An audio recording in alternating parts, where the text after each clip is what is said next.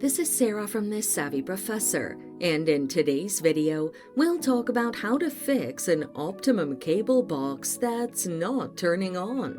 Watch until the end of the video to learn more.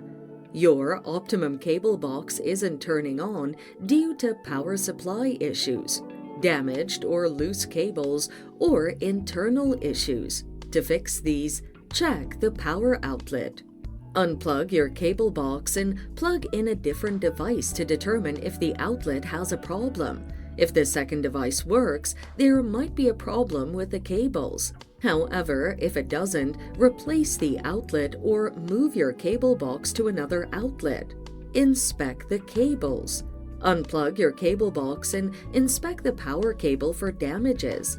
Also, ensure the HDMI cable is firmly connected. Replace any damaged cables, then reconnect your cable box. Power cycle your cable box. Unplug your Optimum cable box and wait for the residual power to dissipate. This process should take about 10 seconds. Plug your cable box into the outlet and wait for it to power on. Turn on your TV and check if the problem persists.